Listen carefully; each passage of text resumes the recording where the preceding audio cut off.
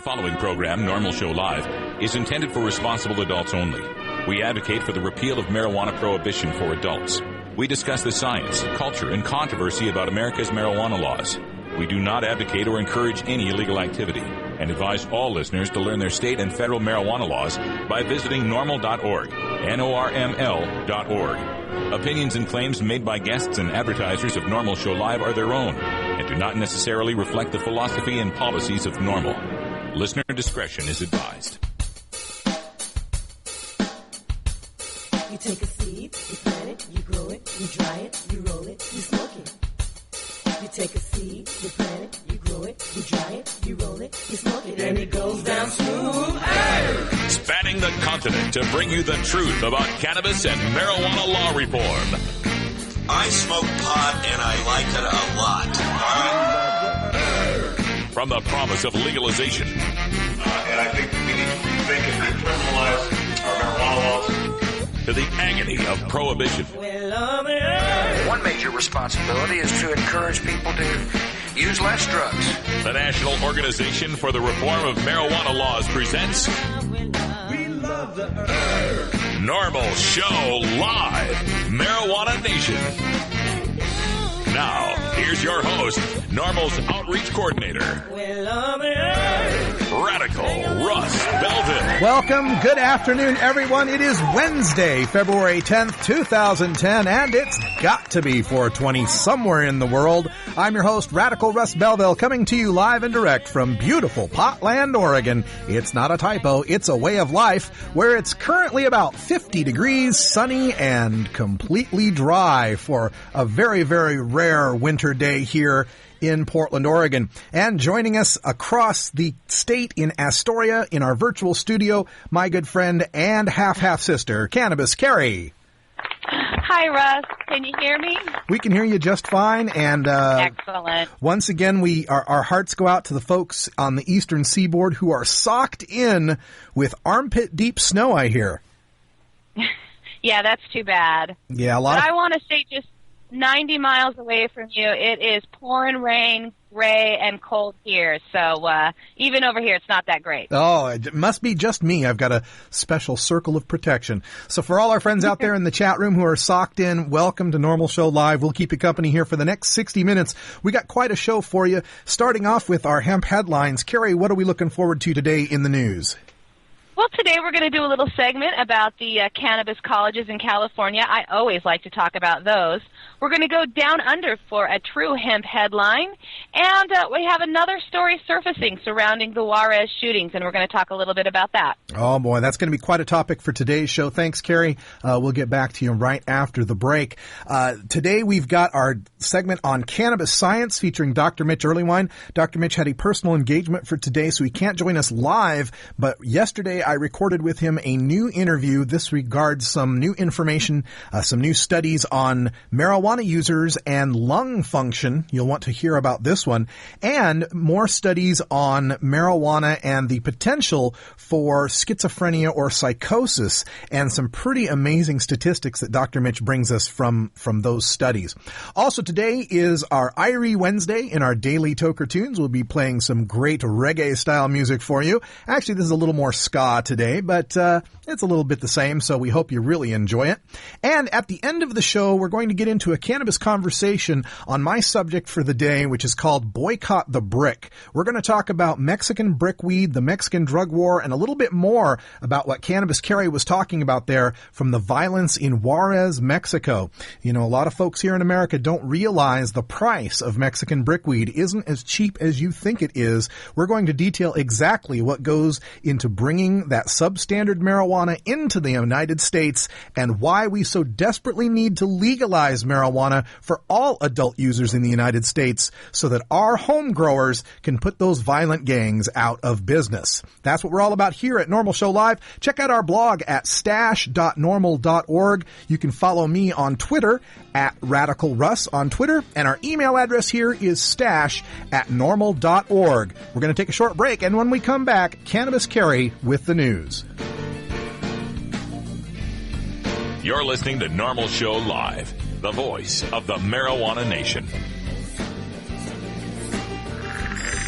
Hello, I'm Paul Stanford, from the Hemp and Cannabis Foundation, or THCF. Medical marijuana is legal in 13 states today, and THCF has clinics in 8 of those states. Our doctors help qualified patients obtain an authorization for medical marijuana in their state. Patients are eligible for medical marijuana with a history of either severe chronic pain and or nausea, cancer, AIDS or HIV, hepatitis, glaucoma, seizure disorders like epilepsy, chronic muscle spasms such as multiple sclerosis or asthma, neurodegenerative diseases such as Alzheimer's, and gastrointestinal disorders like IBS or Crohn's disease.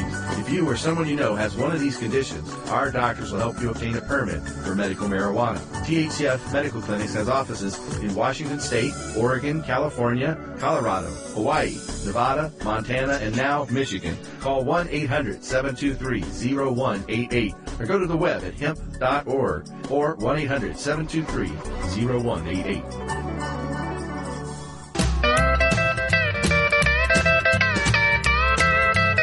When I was in England, I experimented with marijuana a time or two, and I didn't like it, and didn't inhale, and never tried it again. I think you'd probably be a lot cooler if you had, Mr. President. Said, hey, do you have a joint, kid? Sure would be a lot cooler if you did. Light it, don't hide it. Light it, don't hide it. Oh, light it, don't hide it. Light it, don't hide it. Just light it, don't hide it. Fire it up.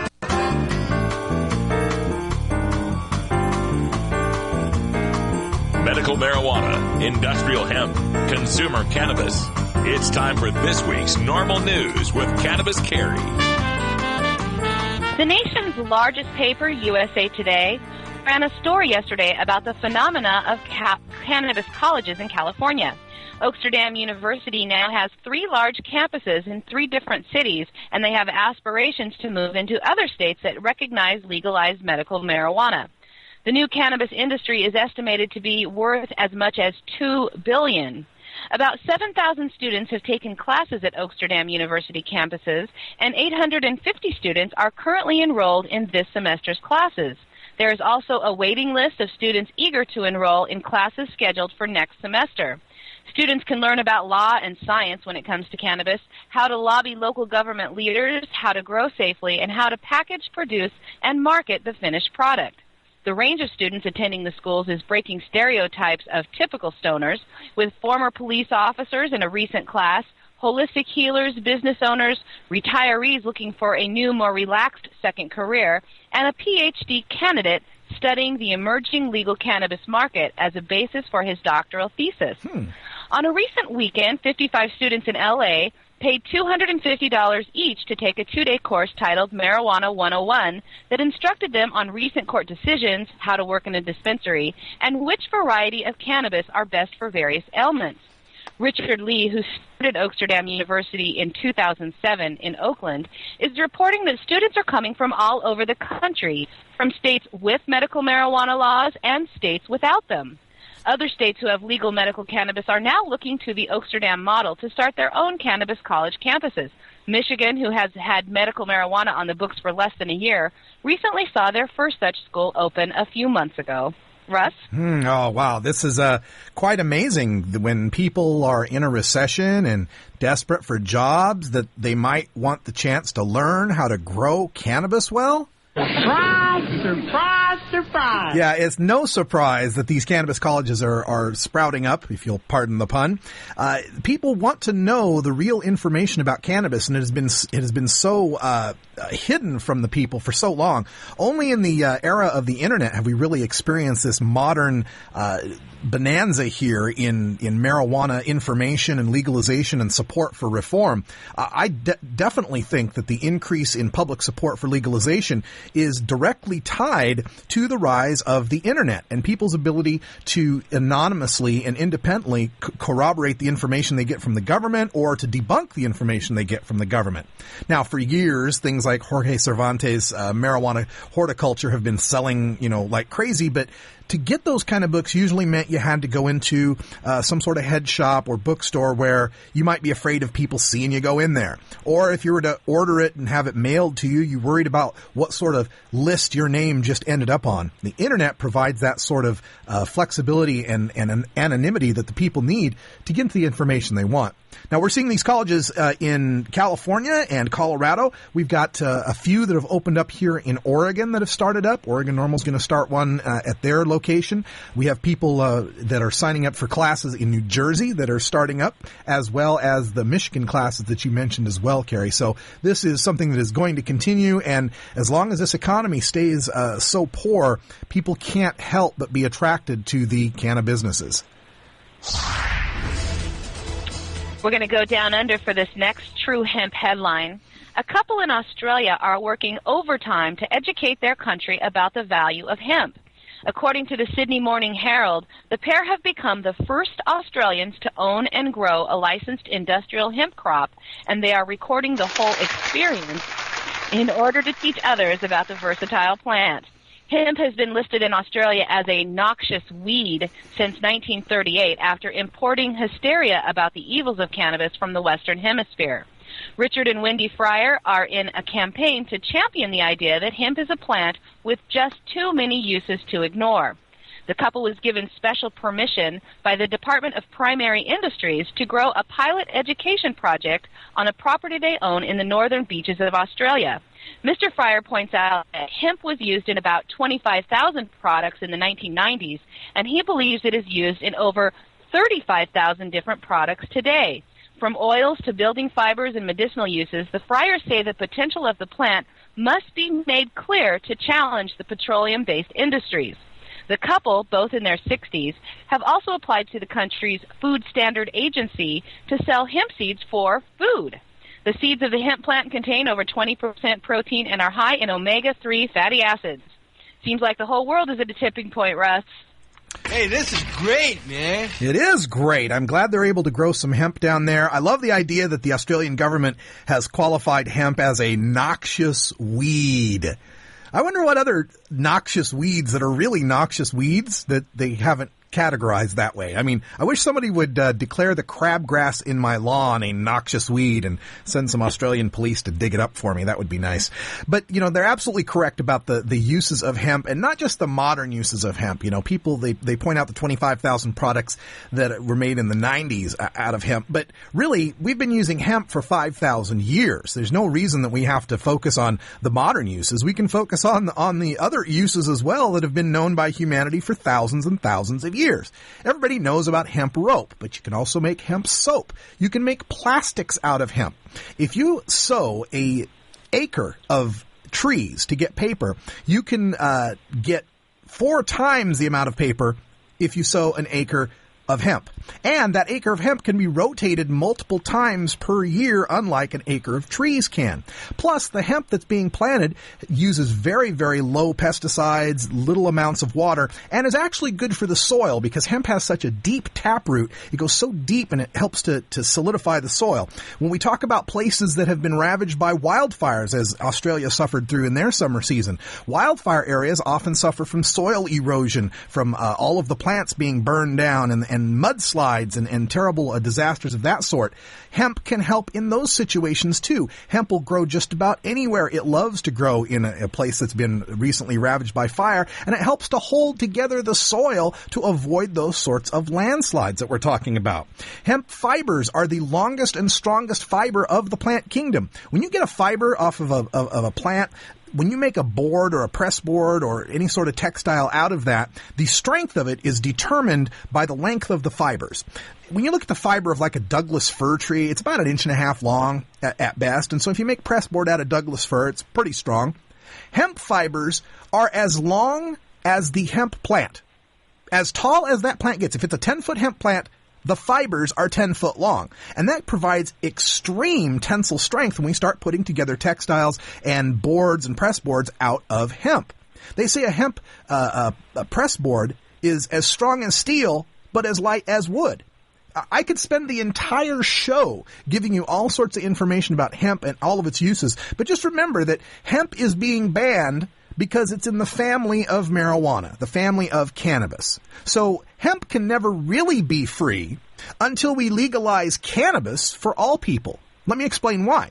The hemp that's being grown right now is grown under what's called a test pledge under the Hemp Industries Association, which says they will not certify industrial hemp unless it's less than 0.3% THC by volume. Okay? Now, less than 0.3% THC, of course, is never going to get you high. And, of course, industrial hemp isn't meant to get you high. You never could get high off of it.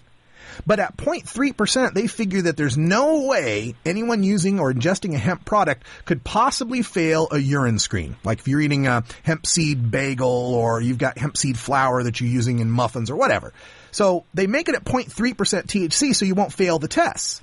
Well, the problem is, at 0.3% THC, the hemp plants don't grow as strongly as they could if their THC percentage could be in the 1 to 2 or 3% range, as it would naturally occur. So we are purposely making substandard hemp because marijuana is illegal. And so then our opponents will come back and say, oh, well, hemp doesn't produce that much and it doesn't produce so well. Right, if you produce it at 0.3% THC. If marijuana were legal, all hemp would be legal, and we would be able to solve so many of our problems with respect to energy and textiles and food and so much more. It's time we just legalize marijuana. And in yet another story surfacing surrounding the atrocious shootings in Juarez, Mexico, that ended in 16 people, mostly high-achieving teenagers, dead and dozens more wounded. City officials in the neighboring American city of El Paso, Texas, voted on a resolution Tuesday to formally condemn the violence. The city council heard more than 2 hours of testimony about the resolution written by City Representative Beto O'Rourke and Steve Ortega. The resolution called for a presidential summit on the drug war and for the U.S. government to make it one of its top foreign policy priorities. It also included asylum opportunities for individuals and families who are threatened and fear for their lives in Juarez. The most discussed portion of the resolution was a paragraph about supporting legalized marijuana, the one substance that supplies 60% of the violent drug gang's revenue. According to O'Rourke, cutting off a significant source of its revenue could prevent the drug gangs from continuing to kill and terrorize with impunity. Some people spoke out condemning the language of the resolution, and some voiced their support for legalizing cannabis in the U.S. One person who spoke in favor of legalizing marijuana to combat drug violence was Richard Newton, a retired pilot who worked for the Customs and Border Protection for over 20 years. He says the bottom line is the reason you have the cartels fighting each other is to sell drugs to the United States. Now, Newton is a member of LEAP, Law Enforcement Against Prohibition. O'Rourke and Ortega's original resolution that included the paragraph on marijuana legalization was defeated by a 5-4 vote, with Mayor John Cook breaking the tie. And in the end, the council dropped the paragraph about supporting legalizing efforts and passed the watered-down version of the original resolution with a vote of 6-2. Yeah, and a lot of the reason why Councilman O'Rourke there in El Paso was unable to get this passed had to do with direct pressure from the federal government. Originally, when this came out, Beto O'Rourke put this resolution out in El Paso calling for a look at decriminalization or legalization as a way to combat this terrible violence that's happening in Mexico. And it passed originally 8-0. It was an 8-0 vote on the city council for this. Then the U.S. representative, the congressman there, and Sylvester Reyes, I believe is his name, down there in Texas representing El Paso, relayed the message back from Washington, D.C. that if the city council were to do such an embarrassing maneuver by voting for legalization, that federal funding that would be making its way to El Paso for various things like highway projects and other sorts of physical plant sort of operations would not be coming from Washington, that there would be serious problems in getting federal money. So we've got our federal government blackmailing our cities to keep quiet about legalization because it embarrasses them. And that was enough to get 4 of those councilmen to switch their votes, making it a 4-4 tie vote, which then allowed the mayor to break the tie and make it a 5-4 decision to take out the marijuana legalization paragraph. That's what we're up against here, people. The outright effective censorship of our voice by our federal government and by our large corporations in the media that don't want to hear about legalization because they know if we're talking about it, we're winning. We got to take a break. It's just about time for that special break time, especially for those of you out there on the East Coast who are all socked in, got a little cabin fever. I know what will do the trick for you. We're right back after this. It's 20 after the hour, and we have to take a short break, if you know what I mean. Please support these sponsors who support Normal Show Live. Oh, have you ever met that funny reefer man? A reefer man. Have you ever met that funny reefer man? A reefer man. If he said he swam to China, he would sell you South Carolina. Then you know you're talking to that reefer man.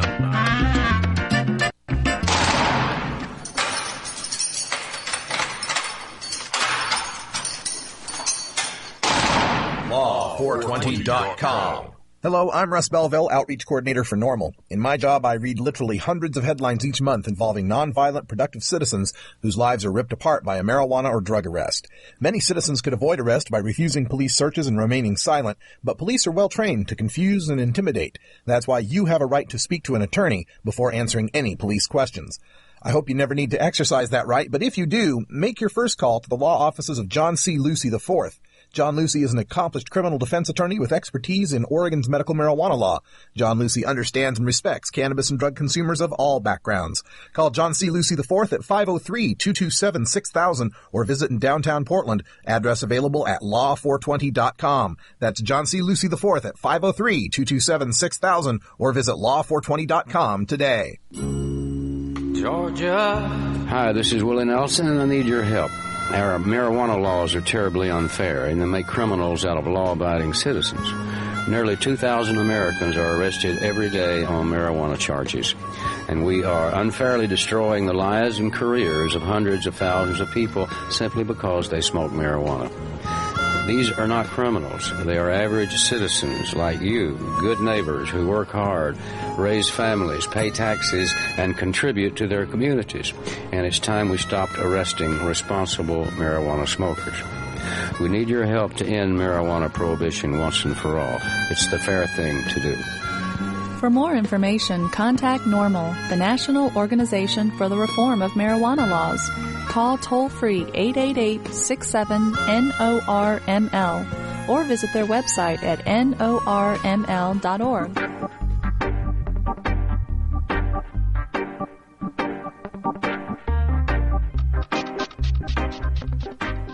It's time for your Daily Toker Tunes, the best in 420-friendly music from all genres that uplifts, entertains, and informs the public.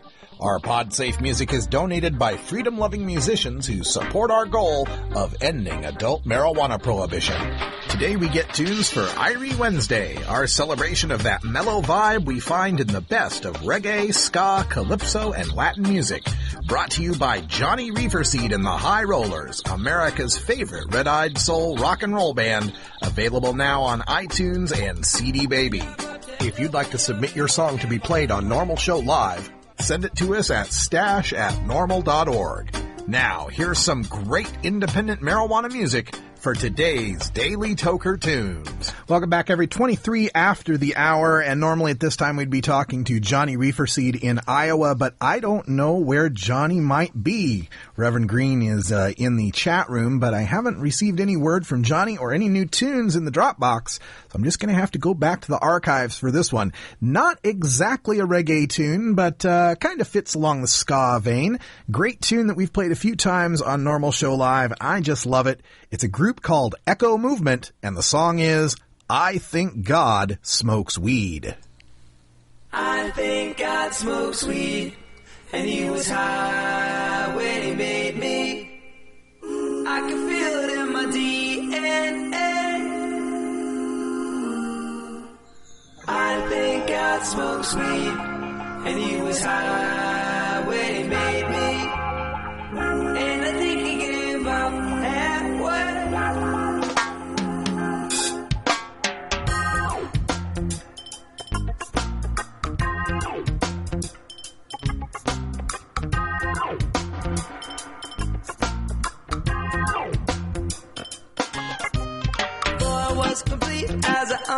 understand. God was making a mess of the man he planned. In the face of defeat, he smoked a helping hand and said, I'll just put him in a reggae band. I feel it in the beat when I'm on the stand. I feel it in my feet when I'm on the sand. I see it in the sunsets that might expand into your mind so you understand. I think God smokes weed and he was high when he made me. I can feel it in my DNA. I think God smokes weed and he was high when he made me. And I think he gave up halfway.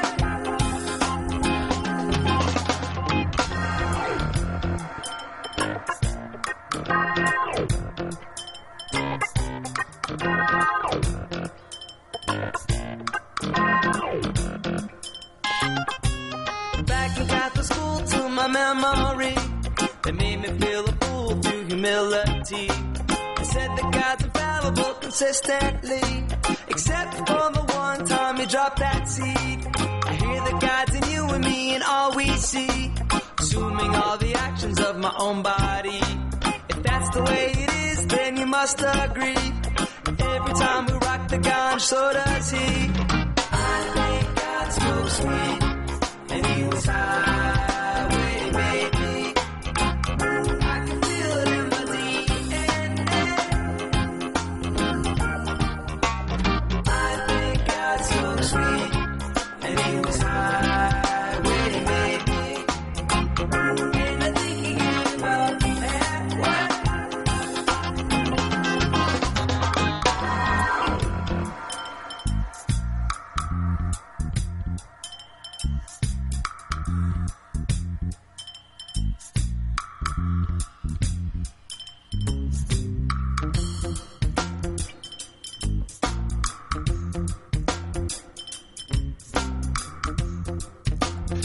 That's Echo Movement with God Smokes Weed. This song and many others in our Daily Toker Tunes can be picked up at our website, stash.normal.org. Look in the main menu under Media, and then look for Toker Tunes. If the artist has given us permission to let you download it, it's there for download. Also, when the show is not on, we feature an hour of random Daily Toker Tunes every other hour from 8 a.m. to 10 p.m. Pacific Time here at live.normal.org. You can get the full set list of every song we play, all the titles, all the artists, available online at stash.normal.org. Look in the main menu under FAQ, and then look for music credits. Now, before we go to the bottom of the hour here, I wanted to bring up a article that was sent to me by email from a reader. This came from Police Magazine. I got the photocopy here. Police Magazine, dated June of 2009, and the lead headline there is Grass. Is this drug war lost? Is it still worth fighting? So this is the magazine for police officers.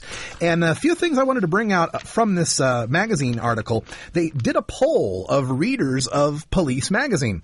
They sent an email out to 16,600 police readers and got 1,775 responses, which is a response rate of about 11%. Real good response rate for an email campaign. Plus or minus 2.2% margin of error on the following questions.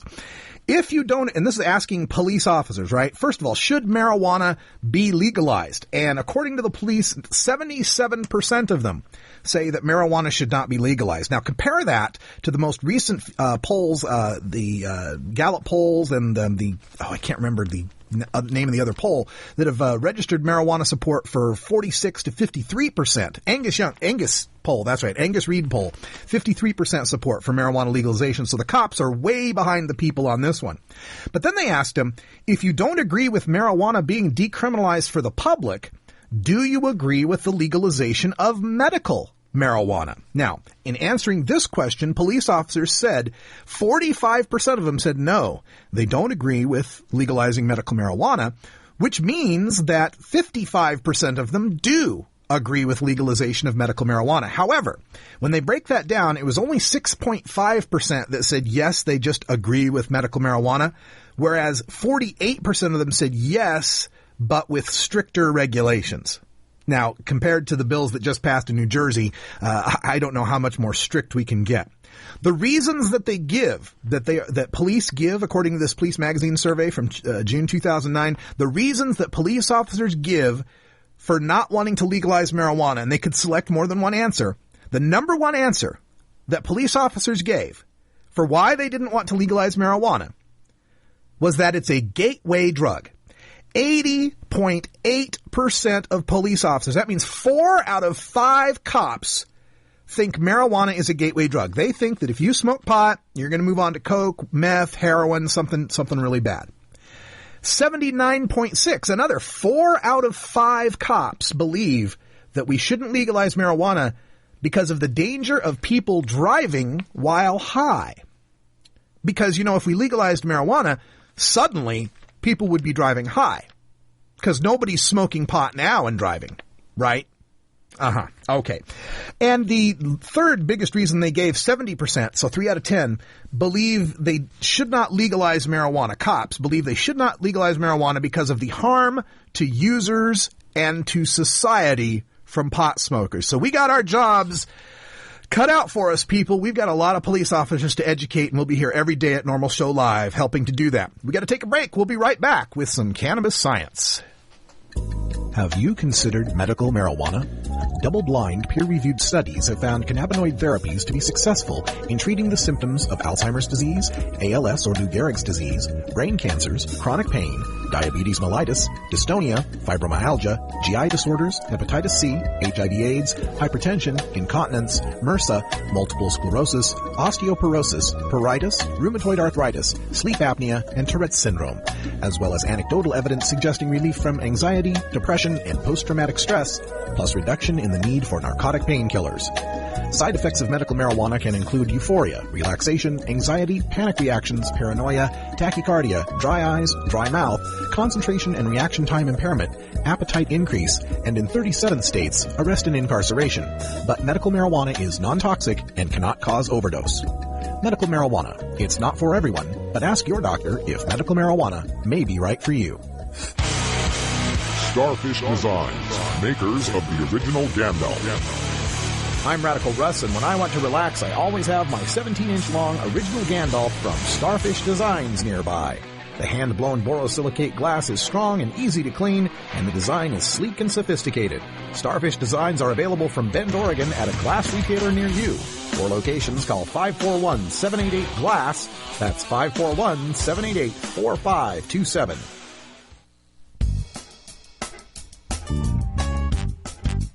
It's time for Normal Show Live's Cannabis Science with Dr. Mitch Earlywine. Dr. Earlywine is an associate professor of psychology at the State University of New York at Albany.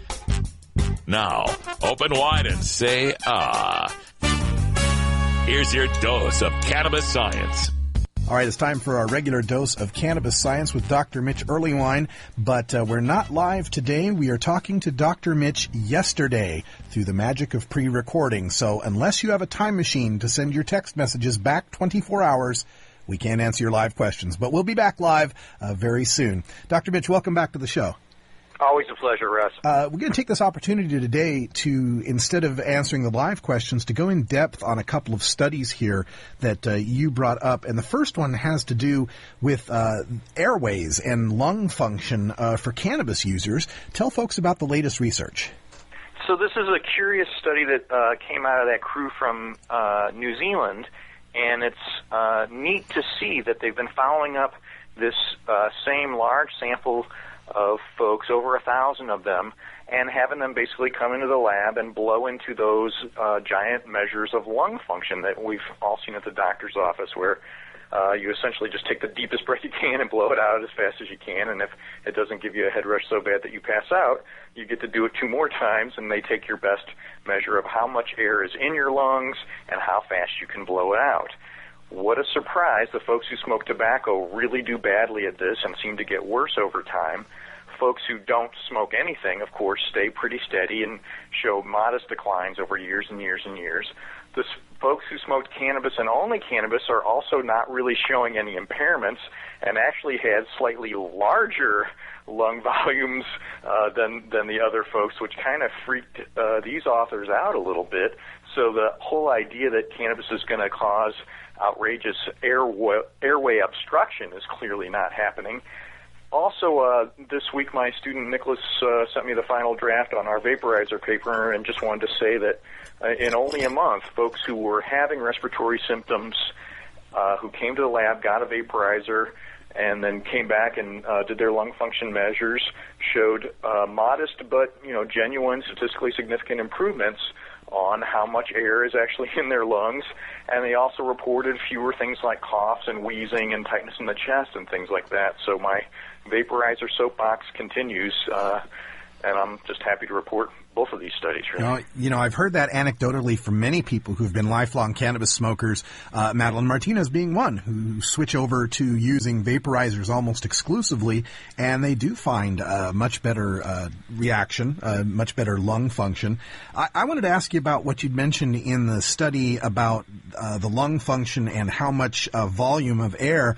You mentioned how the cannabis-only smokers had a bigger volume of air they were able to expel, and that kind of freaked out the researchers. Any theories as to why cannabis smokers might have a bigger volume? I mean, does holding the hits, practice make perfect, something like that? It's cute. They use the word hyperinflation, and I hate to recommend holding hits because it really doesn't get you that much higher than just holding your breath with no cannabis in your lungs. James Acme had some data on this in the 90s. I mean, in truth, the whole hit holding, although it feels like you're getting so much higher, you might as well just blow out the smoke and just hold air for a while. But nevertheless, that practice may be contributing to this hyperinflation of the lungs that they're finding in this study. The other drawback of holding hits like that is, of course, then there's more opportunity for tars and respiratory irritants to adhere to the lung. So again, if you take a nice hit off your vaporizer and the THC will be absorbed pretty rapidly and blow it right out, everything should be just fine. How rapid is that absorption? Within a couple of seconds or so? Literally, James, those data, he had them hold for 10 seconds. In truth, in 3, it looks like it's completely possible for THC to cross that barrier and end up in the bloodstream. All right, so no need to hold the big hits for a long, long time. 3 seconds sounds like it'll do just fine. This data that you're getting out of these studies, particularly this study on lung function, we've seen other studies. We've mentioned them before. We've covered Dr. Tashkin's work and so on. Is there anything new to this study that we didn't learn from previous studies of cannabis users and lung function? Well, this is the first one to actually report that the cannabis users had more of a lung capacity than the other folks.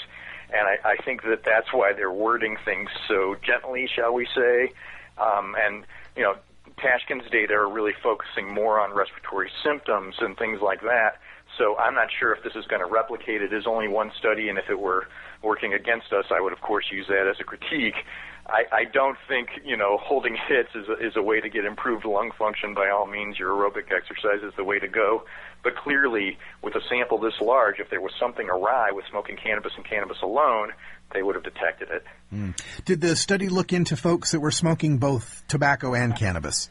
And guess what? They're really bad off. I mean, it's this odd synergistic thing. I thought they would show some of the protective stuff that we've talked about before with Tashkin's data and Don Abrams, but at least with lung function, it's just not happening that way. Okay, time to quit those blunts, I suppose.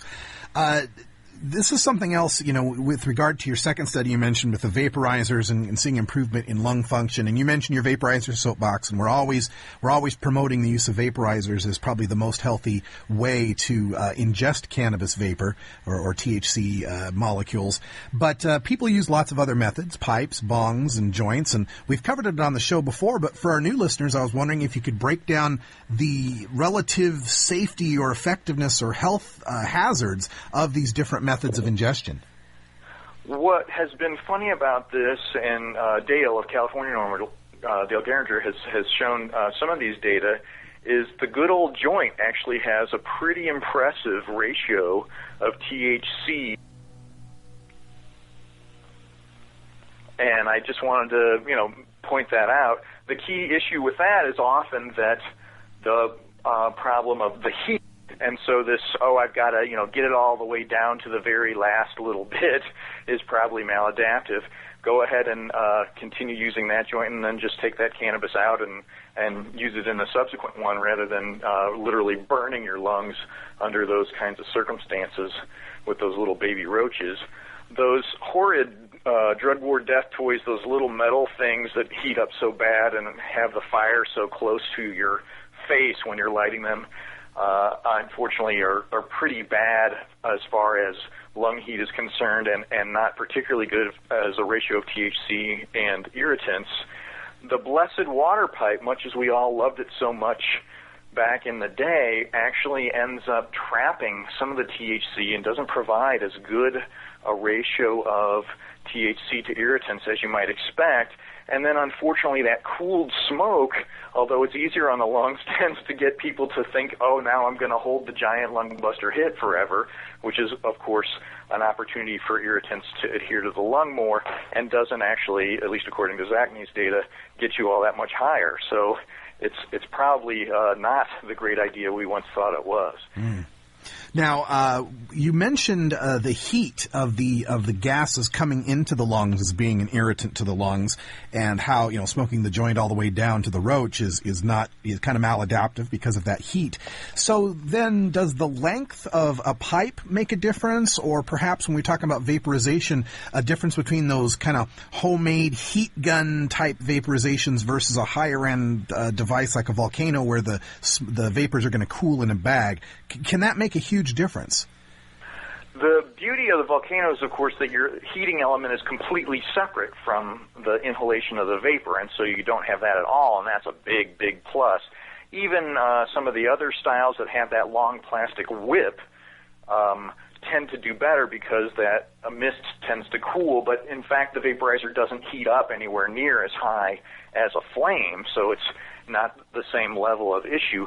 Obviously, longer pipes have the opportunity for the smoke to cool, and so as funny as it sounds, those old crazy 6-foot things that you see in pictures from India and stuff where somebody else actually has to light it, may be this curious step toward harm reduction by letting the smoke cool through a longer tube.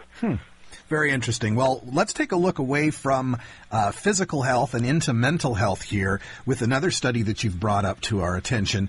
And, of course, this is something that gets a lot of coverage in the United Kingdom, where the British tabloids are always warning against the dangers of skunk and how it'll turn the entire British population crazy.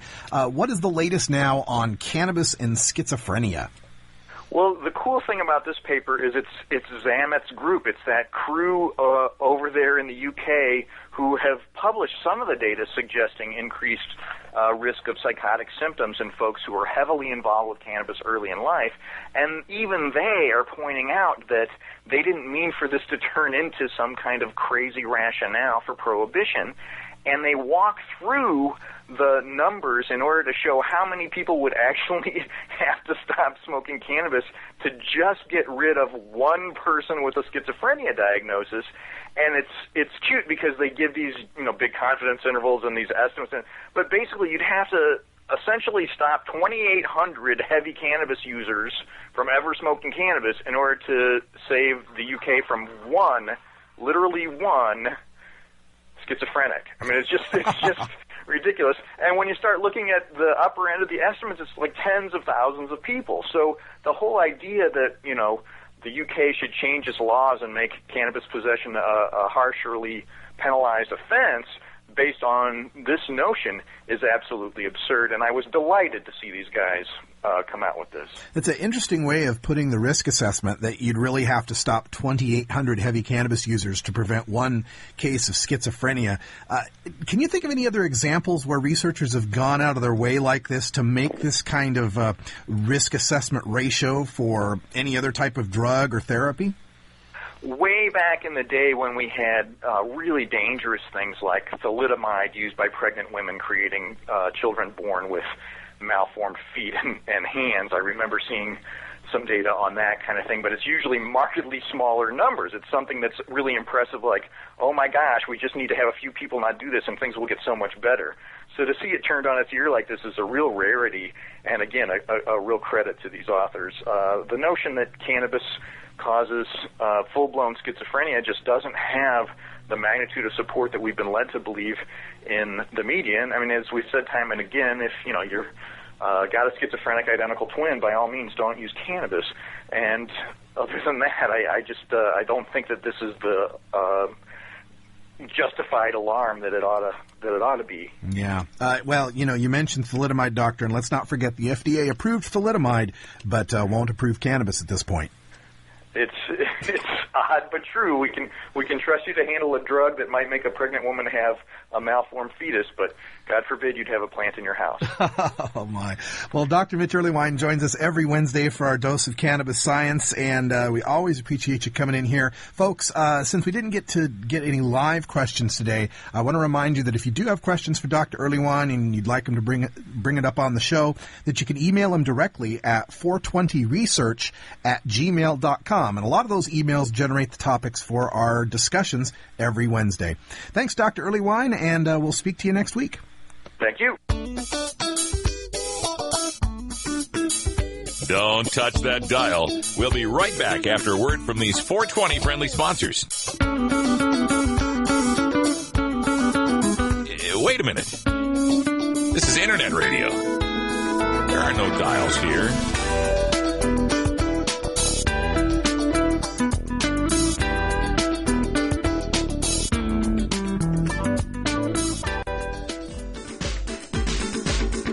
It's tough talking to kids about marijuana, especially if you might be a parent who dabbled a time or two in your youth. So to help you out, get your copy of Dr. Mitch Earlywine's latest book, A Parent's Guide to Marijuana. Dr. Earlywine is an associate professor of psychology at the State University of New York at Albany and an expert on the studies concerning marijuana, its effect on health and society, and the methodology behind the statistics. He is a frequent guest here on our daily audio stash. Dr. Earlywine lays it all out without the propaganda and scare tactics that parents know won't work with teenagers. He presents a rational understanding of cannabis, what it is and what it isn't, and why kids shouldn't be using marijuana. You can order today through Amazon.com or check our links at our blog, stash.normal.org. High as a kite, everybody! This drug in front of me is what they call marijuana. If we had a dime for every dime bag bought in America, marijuana would be legal by now. Donate to NORML at NORML.org and support NORML Show Live. Going to light. Roll a big fatty.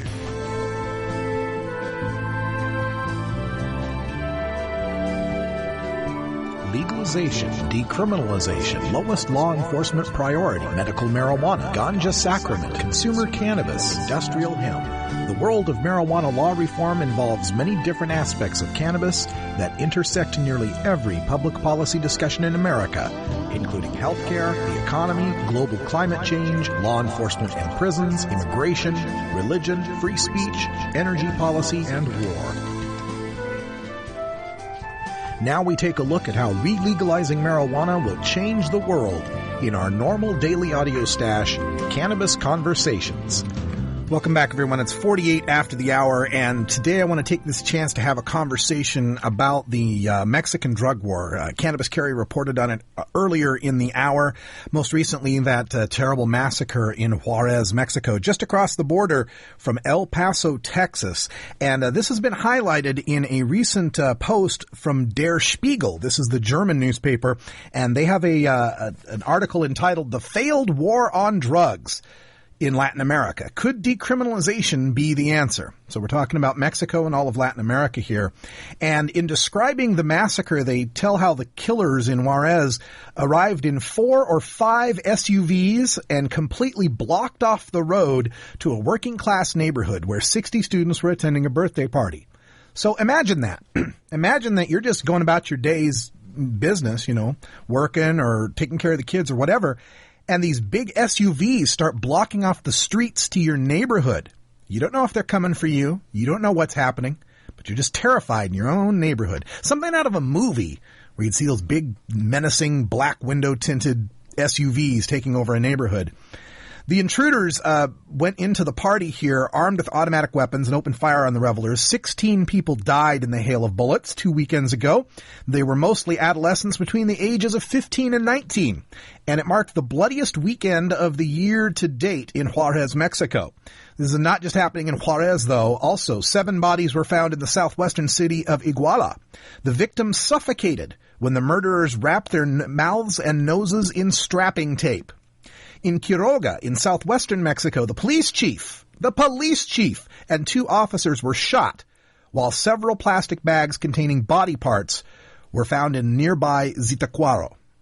Now, I want to talk about this Mexican drug war, and as I do so, I'm going to place some images up on the web screen.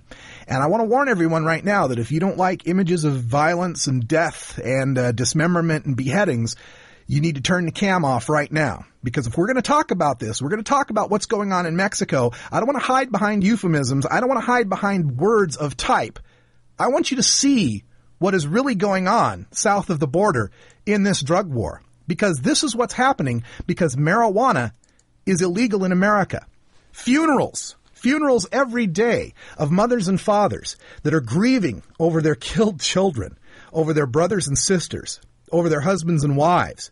Beheaded bodies being brought out onto the streets. People getting up to go to work, and right out there in the street, a bunch of bodies piled up. Police officers, federal officials, soldiers. Right now, Mexico's drug war is becoming more and more brutal. President Felipe Calderón has deployed 45,000 soldiers and federal police in the government's fight against the drug mafia. 5,000 of those soldiers patrolling Juarez alone. Now, despite these stepped-up efforts, in December of 2006, the average of 2 people per day died in Juarez, Mexico. By 2008, it has gone up to 5 people per day in Juarez, Mexico. And last year, the murder rate in Juarez, Mexico was up to 7 people per day. Since 2007, more than 15,000 people have died in Mexico's drug wars. In 2009, Mexico also became the second largest marijuana producer in the world, as many of these poor small farmers are switching from corn and beans to producing cannabis. This is to feed the American appetite for marijuana, since we're not allowed to grow our own. Already, many high-ranking officials in Latin American governments have called for an end to this criminalization of marijuana. Former Brazilian President Fernando Henrique Cardoso, former Mexican President Ernesto Zedillo, and former Colombian President Cesar Gaviria now say they support the controlled decriminalization of narcotics. In Mexico, Congress repealed a law last year that had criminalized the possession of small amounts of narcotics. In Argentina, the country's highest court has paved the way for decriminalization of drug use. And in Brazil, where the possession of narcotics for personal use is permitted, they have fashioned a cross-party alliance to support proposed legislation that would define permitted amounts of narcotics. That's because these Latin American leaders are seeing pictures like this, except they're not pictures where they live. This is their daily lives. These are the streets of Mexico, with all of these funerals going on week after week, day after day, of 7 people per day dying over Mexican brickweed. Now, I've mentioned before that I have a personal policy called boycott the brick, and that is I will not participate, I will not be a part of the economy that supports these killings, these beheadings, these tortures. But I got to admit that I've got a luxury here. You know, I live in Oregon. I live in a place where there's plenty of homegrown marijuana available. So I'm not saying this is the answer for everyone. And I'm not blaming American consumers of Mexican brickweed. You know, if you're stuck in, Mississippi or Oklahoma or someplace where there's not a lot of homegrown, you don't have a lot of choices. On the other hand, you got to think, how much do you really need to get high? How much are you willing to pay? How much are you willing to be a part of the killings and the violence that is taking place in Mexico? Here's my solution to that. because I know not everybody's going to boycott Mexican brickweed. I know my people. I know how you are. And again, I'm not making a moral distinction on you. You know, that's your choice you need to make. But I would suggest that if you're going to continue to support the Mexican cartels by buying Mexican brickweed, I would suggest that you take some of the money that you're saving, because we all know the Mexican brickweed's incredibly cheap compared to good homegrown. Take some of that money you're saving and donate it to a drug policy organization like NORML. Donate it to us. Donate it to somebody that's working to fight to end this prohibition. You know, I know people that get, you know, an ounce of Mexican brick for like $150. You know, it's really, really cheap. Whereas an ounce of good homegrown might cost $300, $400. So if you're going to pay $150 for the brick, throw $50 NORML's way. Throw $20 NORML's way. $10 our way would be fantastic. This is a very critical time in drug law reform.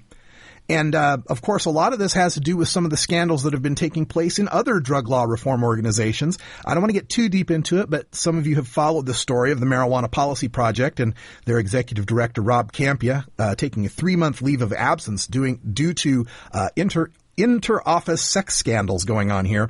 The most recent news I wanted to update you on is that MPP has canceled their annual fundraiser at the Playboy Mansion because of this. And they point out how because their top fundraisers, two of their top fundraisers, are not working with the organization for the next 3 weeks, this could cause some serious declines in the money that MPP raises. And the money that MPP raises goes to a lot of the other organizations through their grants program, including Students for Sensible Drug Policy, including Law Enforcement Against Prohibition, and including SAFER, the Safer Alternatives for Enjoyable Recreation, and so many other groups out there that are dependent on MPP grant money.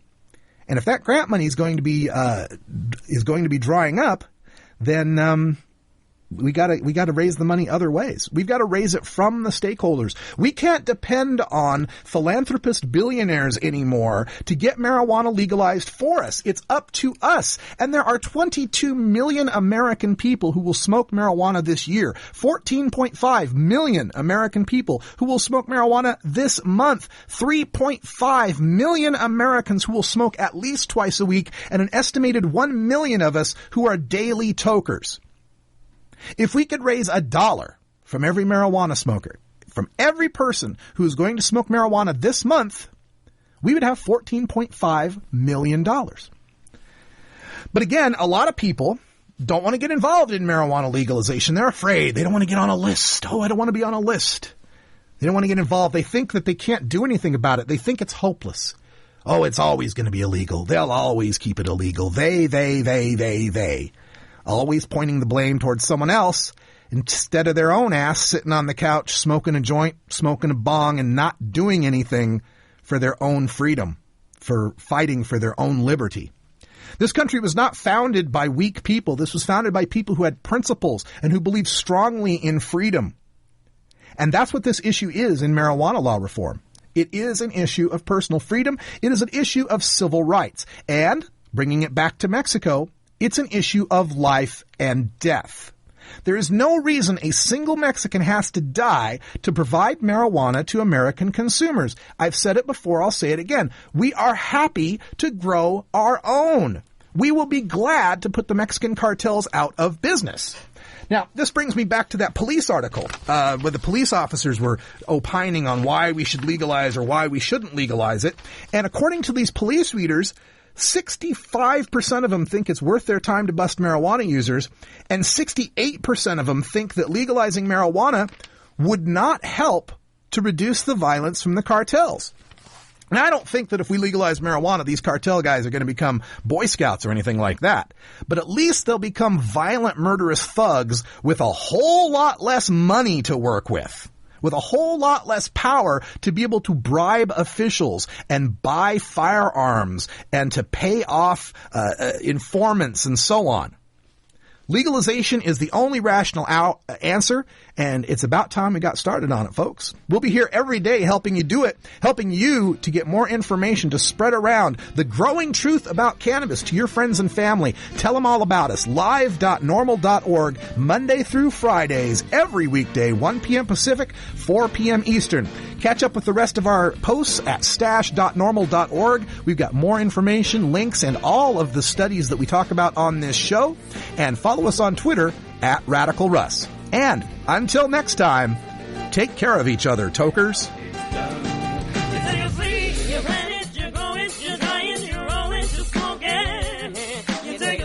You plant it, you grow it, you dry it, you roll it, you smoke it. You take a seed, you plant it, you grow it, you dry it, you roll it, you smoke it. And it goes down smooth.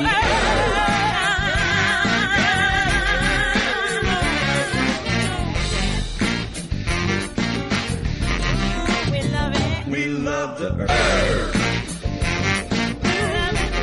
This is NORML Show Live, the voice of the marijuana nation.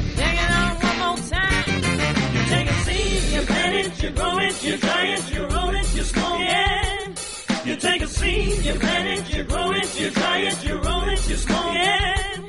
You take a seed, you plant it, you grow it, you dry it, you roll it, you smoke it, and it goes down smooth.